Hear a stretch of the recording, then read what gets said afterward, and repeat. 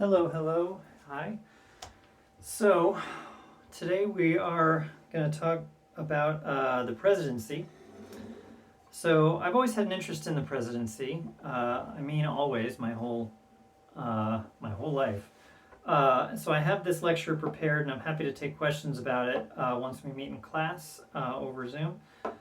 So, without further ado, let me give you this very kind of brief lecture on the presidency. We're going to cover these topics, which is, of course, not an exhaustive list, but at least it gives you some of the idea of the scope of the issues that are involved with studying the presidency from kind of an analytical level. So there's quite a bit to talk about in the presidency itself. There's certainly more to talk about than any one individual president. Current president, and of course, there was one before him and many more before that, Joseph Biden. I'll mention some of them, some historical examples, as well as some of the larger concepts about the presidency.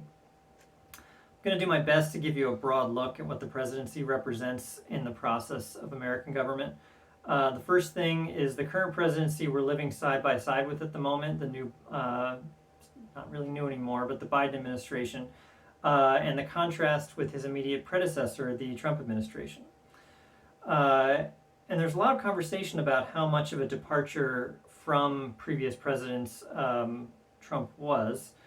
In terms of its way of doing business, the pace and manner of its legislation, and its staffing and appointment practices, and the degree of policy changes initiated there is a case to be made. But it was a relatively standard Republican administration from a policy point of view. And some deviations comport with a somewhat altered voting base from previous Republican presidents, as well as now taking into account the Capitol insurrection on January 6th and the forces that accomplished it. We can, in hindsight, say that there was a very clear extremist presence in many respects in terms of public relations anyway, and maybe some of the advice that President Trump was receiving in his White House.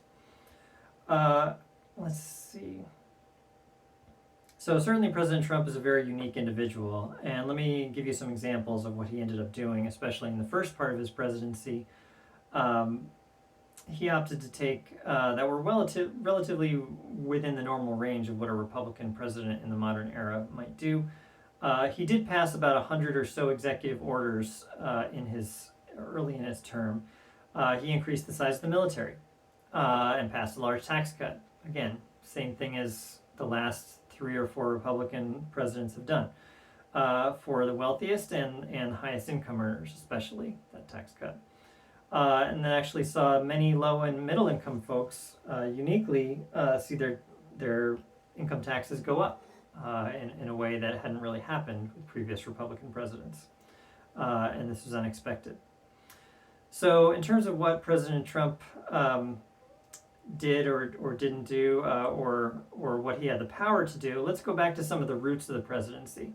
When it was first being discussed during the Constitutional Convention of 1787, during those debates in Philadelphia, there were several possibilities about how the presidency might look. And someone you may know, named Alexander Hamilton, argued, look, we don't have to like the British government itself right now, but the British government was, after all, trying to rule us from several thousand miles away.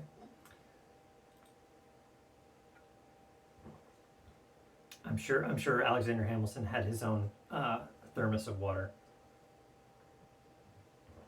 during those debates. It was a hot summer, so hopefully he did. But the British government was, after all, trying to rule us from several thousand miles away. But a lot of what their system has, though, for example, an absolute veto power by the executive, the monarch, we should also have that, and we should have a president for life. And we should sort of have, like a monarch, we should also have an election for that office. So he's not a total, tyranny lover or anything. But whenever a president dies or steps down, that's when we should appoint or elect a new president. The new one should be elected by the Senate, and that's it. And the Senate will be elected indirectly by the people, by state legislatures, and by the states. They can decide how they send those representatives to Washington. Sorry, to Philadelphia or New York at the time. So there were a lot of compromises in the Constitutional Convention. There was a veto that made its way into the Constitution, as well as the ability to override that veto, which I've gone over previously. So it was not an absolute veto in both houses. The House and the Senate and the President were elected separately, and the President was elected by a non-popular body called the Electoral College. It was also elected as a parallel body to the House, so it was not the Senate. It was the same number of votes from every state. The total, so let's see, it wasn't the same number of votes from every state. It was the total of the House and the same number of votes for the 2 senators from every state. But the total in the House and the Senate are the number of electors given to any state that can be sent to the Electoral College. So this is still true today, except instead of allowing them to make their own decision, they generally in every state have farmed this decision making out to the popular vote in that state. They rely on their vote to help them decide in most cases, except of course for Maine and Nebraska. And let me know in class if you'd like me to go over Maine and Nebraska. But they generally have the largest number of votes going to a candidate in that state will get all of the Electoral College votes in that state, again, except for Maine and Nebraska. The reason for that, in terms of the structure and also the powers of the presidency, is in addition to some of the powers you've already heard about the president is also commander-in-chief of the military. And the president has, I'm sorry, let me come back to something. So what I meant to say is that the reason for having an electoral college is simply for constitutional continuity. There's no other reason. And it's just kind of built up over time that's really what people rely on the president to be elected by, and it's how presidential campaigns get constituted. So it would be an uphill battle, and it has been an uphill battle for people to try to abolish or eliminate the Electoral College. And if you wanted to talk more about that, I'm happy to, but I'm just here explaining how it basically works. So we've already heard the commander-in-chief of the military is the president, and the president has the unlimited power to pardon. And this would be for people who have committed some federal crime. So, for example, in the waning days of his administration, President Trump pardoned many longtime business associates, political advisors, and political allies. Usually, a president has advisors provide him with names of people that form part of a traditional decision-making process for pardons, which highlights some deficiency in the law or the criminal justice system in the U.S., so this is not really what President Trump did. He just decided unilaterally to apply the pardons to his allies. But legally speaking, the president is able to issue pardons in order to free from any further criminal prosecution about a subject anyone he or she chooses. And when the president president pardons people or can pardon people pretty routinely. They don't have to be at the end of a term. That just generally is how it works. President Obama didn't issue a pardon, but he did issue clemency orders which are similar for Chelsea Manning. Chelsea Manning had, as a soldier, divulged secrets to WikiLeaks about the U.S. military in regards to drone strikes and the war in Afghanistan. And Iraq, I believe. I'm not sure. But many of the civilian casualties that occurred during that work were also divulged. So she had served several years in prison already, and so President Obama said, well, I'm not going to pardon Chelsea Manning for these crimes, but I am going to issue an order of clemency so that no further punitive action will be taken. She had been in prison for 8 years, I believe. So no more prison time at this point, but also no kind of wiping the slate clean for her purported crimes. I believe during the Trump administration, Manning was in prison once again for basically the same crime, but I have to confess ignorance about whether or not Chelsea Manning is still in prison at this moment. I don't believe she is. The president also has the power of executive privilege. So if any of you have ever been to a doctor, fair bet, or you've been to a lawyer, most people have been to at least one of these in a professional setting. So these conversations you have with your doctor, your lawyer, or your legal provider or healthcare provider are privileged. Doctors, for example, do not have to reveal them. You do not have to reveal them. They're protected in U.S. law. Executive privilege works in a similar way, except in a much more wide-ranging, but relatively untested, relative kind of to medical and legal privilege, type of privilege. There's been a few number of times where someone in the executive branch has a conversation with the president. It has been what it's been in the past. But it's been brought into question that the vice president, who's strictly speaking, it's an open question whether the vice president is a member of the executive branch. They can also claim executive privilege with people that they counsel or are counseled by. So notably in the person of the George W. Bush administration's vice president, Richard Cheney, who was vice president from 2001 to 2009, he had also begun to regard conversations with himself as privileged or secret under the power of law as well. There was a controversy when Mr. Cheney, conducting a meeting with the so-called Energy Task Force in, I think, June of 2001, leading the administration,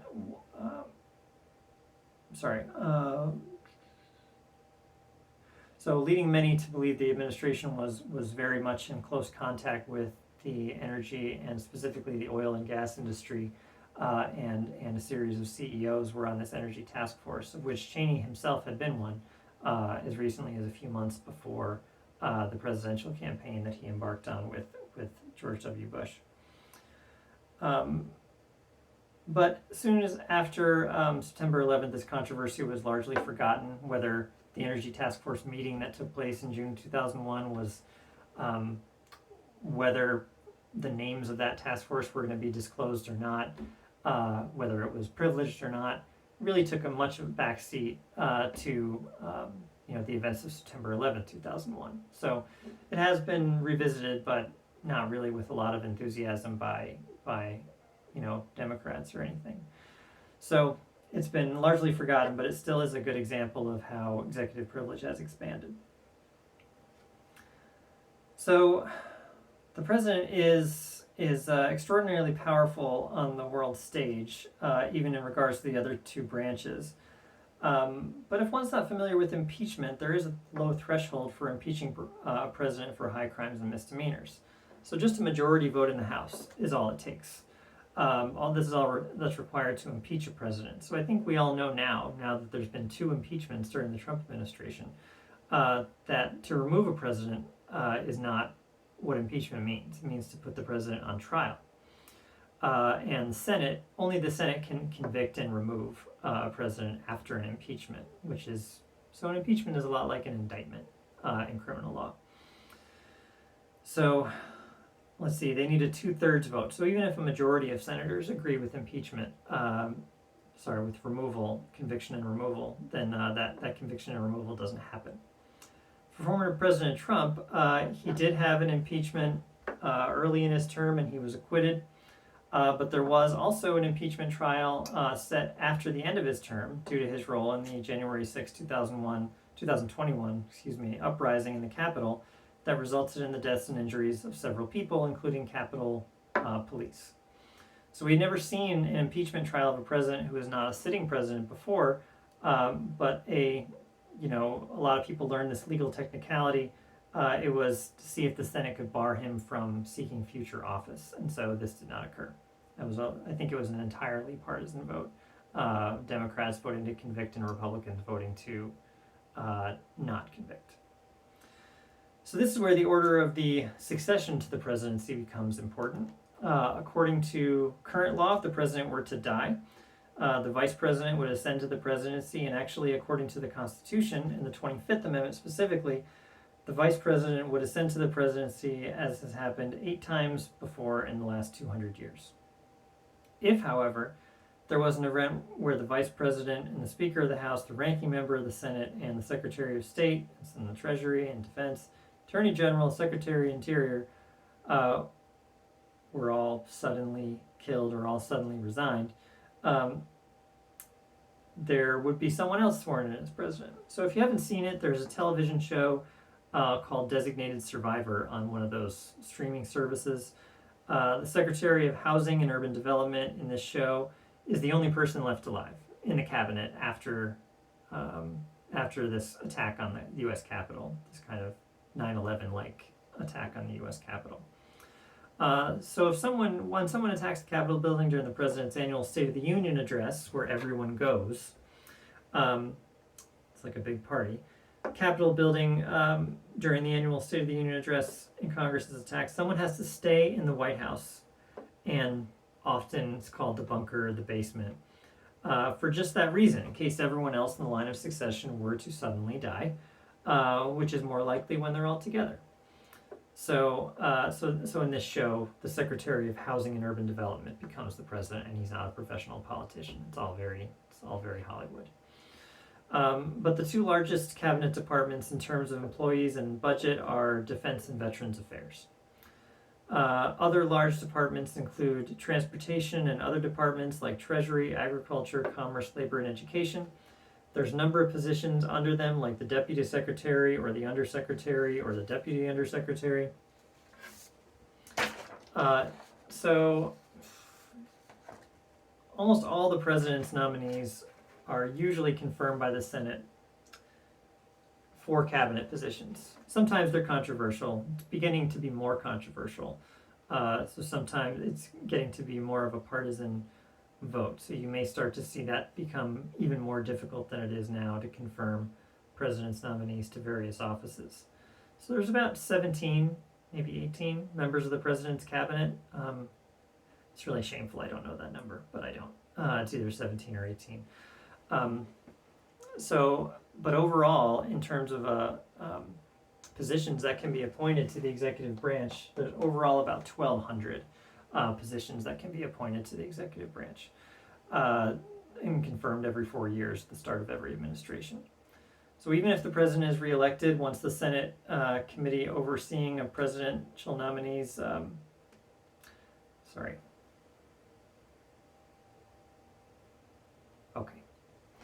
me just say, so every 4 years, a president has to appoint 1,200 new people, and those 1,200 new people have to also be confirmed by the Senate. So the Senate is very busy in the first 3 to 6 months after a president is sworn in. So not only do they have 1,200 nominees to sort through and investigate and confirm, but they also have to start working on the new president's priorities. And that first 100 days, it's a kind of a high time in popularity for that president. We'll talk more about that in the policy chapter. So then if they're not going to be confirmed, and then if people are voted down, which is increasingly seen to be a possibility, someone else will have to be nominated, but such rejections have rarely occurred, at least in the cabinet level. When it gets to that stage in a floor vote, it's generally been decided already. So the president is really the chief bureaucrat in many ways, the chief executive of the government. But FDR was definitely the founder of the modern presidency in terms of the size and scope of the federal government. During the Great Depression, there was the New Deal, and then he saw the U.S. through World War II. These agencies are often called the alphabet soup. His administration tests the ability of the federal government to employ people in order to stimulate the economy regularly, to banks and other corporations under his National Industrial Recovery Act, as well as the Civilian Conservation Corps, the Federal Deposit Insurance Corporation. These were all new programs designed to stimulate and regulate the economy, to renew and revitalize overall spending and economic growth, and also provide some part of what the Constitution says in its preamble to provide for the general welfare of the people. And part of this was the creation of programs like Social Security, unemployment insurance, and aid to families with dependent children, which is now a defunct program since 1996, now called Temporary Aid to Needy Families. It's a very, very, very stripped down version of AFTC. known to many as welfare, but many presidents, in addition to Roosevelt, have some signature legacies. I don't mention here, but Theodore Roosevelt, the national parks and his threatening of breaking up corporate trusts are kind of his legacy. The federal highway system was that of President Dwight D. Eisenhower, and Lyndon B. Johnson spent his career in the Senate. TDE. Dwight D. Eisenhower. Lyndon B. Johnson, LBJ, spent his career in the Senate before the presidency and in the vice presidency as a, quote, Roosevelt Democrat. He was president, he was a congressman during the New Deal in the 30s, and then he was president during the 1960s. So he produced a slew of legislation that he signed into law as president, such as Medicare, which stipulates that one can receive health care from the government when one is elderly. And then Medicaid, which is health insurance for the poor. The Civil Rights Act of 1964, banning racial discrimination in public places and government actions. And the Voting Rights Act, that made it more difficult for state governments, particularly in the South, to adopt practices that may lead to lower voting participation by African Americans. And there's something else that comes about in terms of the president, and Reagan. A lot of his legacy is tax cuts and the military buildup. So new programs, I would say, were not what he was after, but he did leave a large rhetorical legacy. And tax cuts became kind of part of the Republican creed at that point. And increasing the military budget in order to, that military buildup is somewhat what he's given credit for in terms of leading to the downfall of the Soviet Union. Let's see. To